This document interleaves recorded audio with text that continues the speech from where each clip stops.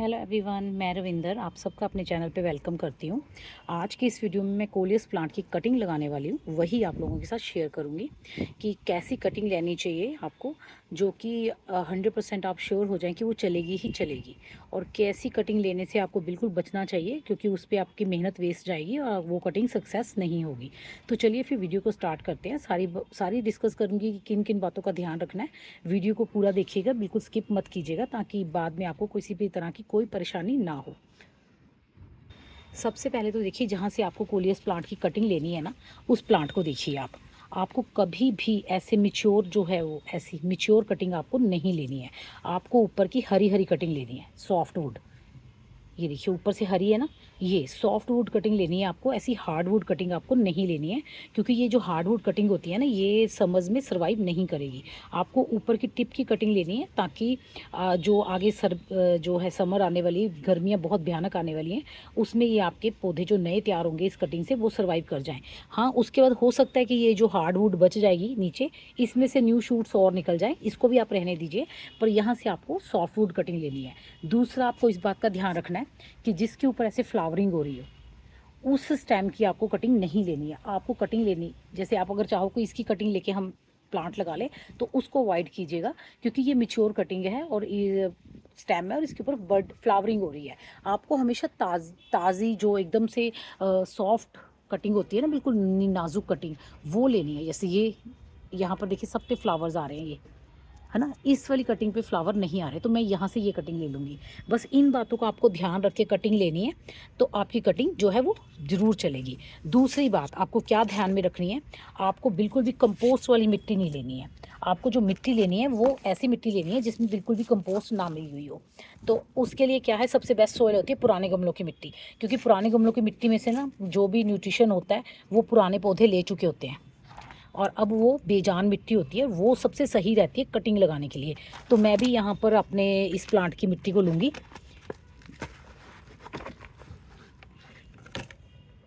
और इसी को यूज़ करूँगी कटिंग लगाने के लिए।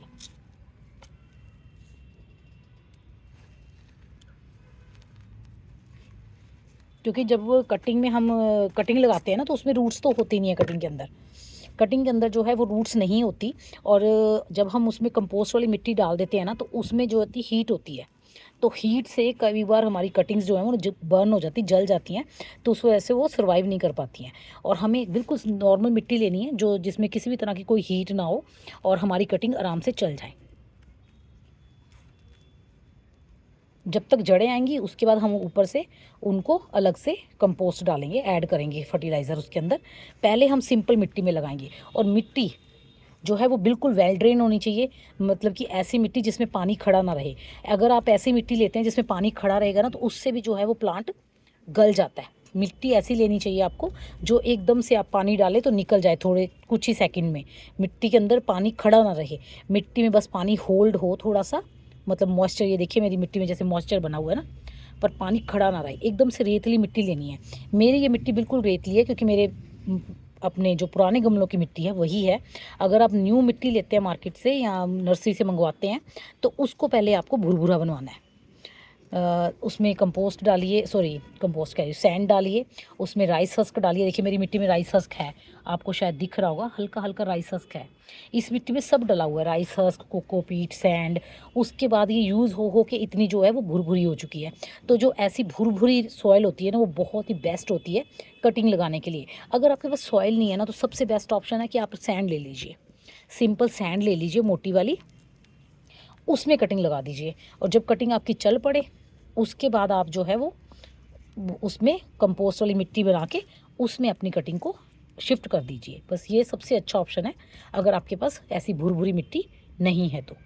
और यहाँ पर मैं कटिंग लगाने के लिए ये डिस्पोजेबल यूज़ कर रही हूँ। ये फूड कंटेनर है जिनमें खाना आता है। ये पिछले काफ़ी टाइम से मैं सेव कर रही हूँ। और वैसे तो ट्रांसपेरेंट आते हैं या ब्लैक आते हैं, इस बार ये दाना चौगा वालों ने तो कलर्ड दिए हैं, और ऊपर से इनके ऊपर प्रिंट भी बहुत अच्छा है, तो इसलिए कोई पेंटिंग भी हमें करने की ज़रूरत नहीं है। तो ये मेरे पास 6 कंटेनर है, इनके अंदर मैंने देखिए ठीक से होल बना लिए हैं, और इन्हीं में आज मैं जो अपनी कटिंग्स लगाऊंगी। सबसे पहले कटिंग ले लेते हैं। कटिंग लेने के लिए सॉफ्ट सॉफ्ट ब्रांचेस चूज़ करती हूँ मैं अपने इस प्लांट में से, क्योंकि ये काफ़ी मेच्योर प्लांट है, लास्ट ईयर ग्रो किया था मैंने।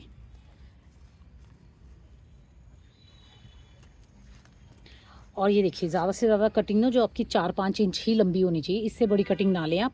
और जैसी कटिंग लें, जैसे आपने प्लांट से कटिंग ले ली है, तो पहले ये ध्यान रखना कि प्लांट में ना मॉइस्चर बना हुआ होना चाहिए। ये देखिए मैं दिखाती हूँ आपको, मेरे प्लांट में देखिए पूरी नमी बनी हुई है। किसी भी डिहाइड्रेट प्लांट का जिसमें कि मॉइस्चर की कमी हो, नमी की कमी हो, उस प्लांट से आपको कटिंग नहीं लेनी है। और कटिंग लेने के बाद जैसे आपने कटिंग ले ली, साथ के साथ उसे आप ऐसे पानी में डिप कर देंगे, पानी में डाल दो, ताकि जो कटिंग है उसकी नमी ना सूखे। अगर कटिंग का मॉइस्चर सूख जाता है ना, तो उस कटिंग को भी लगने में थोड़ी दिक्कत होती है। तो ऐसे में सारी कटिंग्स ले लेती हूँ, जिन जिन प्लांट्स की मुझे कटिंग लगानी है, उसके बाद आपसे शेयर करती हूँ। यहाँ देखिए मैंने काफ़ी सारे जो वैरायटीज़ हैं उनकी कटिंग ली है और उनको ऐसे पानी बाल्टी में डाल दिया है। अब सबसे पहले तो देखिए ये वाला एक मेरे पास वैरायटी है कोलियस की, इसकी कटिंग ली है। उसके बाद ये तो सेम ही है। उसके बाद मेरे पास एक ये वाली वैरायटी है, इसकी कटिंग लगाऊंगी। एक मेरे पास कोलियस की ये वाली वैरायटी है, इसकी कटिंग लगाऊंगी। एक मेरे पास कोलियस की ये वाली वैरायटी है, इस वाली की कटिंग लगाऊंगी। और एक स्टार्टिंग में मैंने आपको रेड वाला दिखाया ही था, इसकी कटिंग लगाऊंगी। बाकी कुछ वैरायटीज़ की मैंने कटिंग पहले ही लगा ली थी, वो काफ़ी अच्छे से ग्रो भी हो चुकी हैं, उनको मैं दिखाती हूँ अभी आपको। ये देखिए ये एक अलग वैरायटी है, इसकी कटिंग मैंने काफ़ी टाइम पहले ही लगा दी थी, मतलब हो चुके हैं इसको 20-21 दिन हो चुके होंगे। ये 2 जगह लगाई थी मैंने और दोनों जगह ही अच्छे से ये ग्रो हो चुकी है। अब ये थोड़ी बड़ी हो जाएगी ना, तो इसमें से फिर कटिंग्स निकाल के मैं अलग जगह पे फिर से लगाऊंगी। अब देखिए कटिंग हमने ले ली और मिट्टी भी हमने ले ली। अब क्या है, कटिंग लगाने से पहले मिट्टी को हल्का सा जो है हम फंगीसाइड डालेंगे, ऐड करेंगे। किसी भी तरह का फंगीसाइड आप यूज़ कर सकते हैं, ताकि जो हमारी नाजुक सी कटिंग्स हैं उनको किसी भी तरह की कोई फंगस ना लगे, क्योंकि ये हमारे गमलों की पुरानी मिट्टी है, हो सकता है कि इसमें कोई किसी भी टाइप की फंगस हो। ठीक है, तो उसके लिए मैं यहाँ पे क्या है कि साफ़ का फंगीसाइड यूज़ कर रही हूँ। अगर आपके पास साफ़ का फंगीसाइड नहीं है तो आप 1 चम्मच हल्दी यूज़ कर सकते हैं। हल्दी भी नहीं है तो आप ऐसे राख, जो उपलों की लकड़ी की राख होती है ना, उसको भी यूज़ कर सकते हैं। ये लकड़ी की राख, चलो मैं भी यही यूज़ कर लेती हूँ। ऐसे लकड़ी की राख थोड़ी सी डाल के हम अच्छी तरह से इस मिट्टी को मिला लेंगे।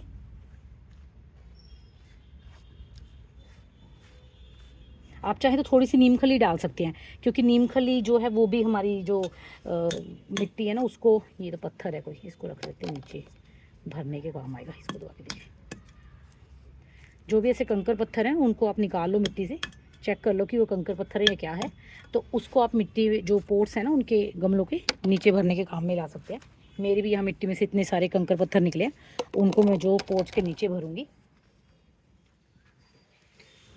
मेरे पास नीम खली है, पर मैं कुछ भी नहीं मिला रही, क्योंकि हर किसी के पास नहीं होती। ये सिंपल चीज़ें मिलाई हैं मैंने। हल्दी मिला लीजिए और मिट्टी ले लीजिए, बस। उसके बाद आपको क्या करना है, पोर्ट में मिट्टी भरिए। ठीक है, मिट्टी भर ली हमने पोर्ट में, थोड़ा सा बस ऊपर से छोड़ दीजिए ताकि हमें पानी डालना है। उसके बाद क्या है, हम अपनी कटिंग को लेंगे। जैसे मान लीजिए मैं ये इसकी कटिंग लगाना चाहती हूँ, तो आपको ऐसे ही नहीं लगानी। आप क्या करिए, नीचे से ऐसे सारे पत्तों को कट कर दीजिए, ऊपर से 5-6 पत्ते छोड़ दीजिए, बाकी सारे पत्ते आप ऐसे कट करेंगे। ये इतनी लगा सकते हैं आप, चाहे तो बेशक एक और कम कर दीजिए, क्योंकि कटिंग में भी जड़ें नहीं हैं जो कि ऊपर प्लांट को पानी पहुंचाए। अभी प्लांट को अपनी जड़ें निकालने पे ध्यान देना है, पत्तों को पानी पहुंचाने में ध्यान नहीं देना। तो आप जितने पत्ते कम रखेंगे ना, उतनी जो है वो आपकी कटिंग ईजिली ग्रो होगी। और नोड एरिया का ध्यान रखना है। ये जो जहाँ से पत्ते निकलते हैं ना, उनको नोड एरिया कहते हैं, जहाँ से पत्ते निकले होते हैं। ये कम से कम 2 से 3 आप नोड एरिया मिट्टी में ज़रूर दबाएँ। ठीक है, ये हमारी कटिंग ले ली हमने। रूटिंग हार्मोन यूज़ कर सकते हैं, कुछ भी यूज़ कर सकते हैं, हल्दी यूज़ कर सकते हैं, दालचीनी का पाउडर यूज़ कर सकते हैं, कुछ भी यूज़ कर सकते हैं। मैं यहाँ पे जो है वो एलोवेरा जेल यूज़ कर रही हूँ, क्योंकि एलोवेरा जेल जो होता है वो भी एक बहुत ही अच्छा जो है रूटिंग हार्मोन होता है। ये हमारे पौधों को जो है कीड़ों मकोड़ों से भी बचाता है, एज अ फंगीसाइड काम करता है, एज अ इंसेक्टिसाइड काम करता है, और एक रूटिंग हार्मोन का भी काम करता है। अच्छी तरह से स्टेम के ऊपर रूटिंग हार्मोन लगा के बीचों बीच एक गड्ढा बनाइए और उसमें अपनी कटिंग को लगा दीजिए, बस। और आसपास से अच्छी तरह से दबा दीजिए। अब दबा के क्या है, हमें पानी भरना है। मिट्टी कटिंग को जो है वो अच्छी तरह से पानी दे देना है। पानी चाहे तो आप हल्दी वाले उसका पानी दे सकते हैं कि हल्दी घोलिए 1 चम्मच 1 लीटर पानी में और उसकी वाटरिंग कर दीजिए। अगर हल्दी वाला पानी नहीं दे सकते तो मैं आपको एक और तरीका बताती हूँ। ऐसे पानी लेकर उसमें एलोवेरा जेल को मिक्स कर लो। जब ये एलोवेरा जेल चला जाएगा ना पानी के अंदर, तो पानी थोड़ा सा ऐसे देखिए गाढ़ा सा हो जाएगा, तार वाला। ये देखिए तार बन रही है ना पानी में। बस ये वाली जो तार वाला पानी है ना, ये एक तरह से फंगीसाइड वाला पानी हमारा रेडी हो गया और ये रूटिंग हार्मोन वाला भी पानी रेडी हो गया। तो ये देखिए कितना ज़्यादा गाढ़ा हो गया ना पानी। बस इस पानी में हमें जो है, अगर आप चाहें तो अपनी कटिंग्स को डुबो के रख सकते हैं और उसके बाद सिर्फ उनको निकालिए और मिट्टी में दबाते जाइए। कटिंग आपकी 100% चलेगी।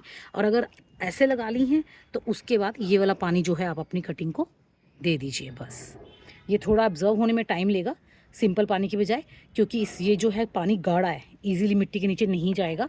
और ऐसे करके देखिए, लगा के देखिए, आपकी कटिंग्स जो है वो 100% चलेंगी। ऐसे मैं अपनी सारी कटिंग्स लगाऊंगी। अगर मैं सारी कटिंग लगा के दिखाऊंगी तो वीडियो बहुत लंबी हो जाएगी, और फिर भी सारी कटिंग्स लगा लेती हूँ, उसके बाद आपको दिखाती हूँ। ये देखिए सारी कटिंग्स जो हैं वो मैंने लगा ली हैं।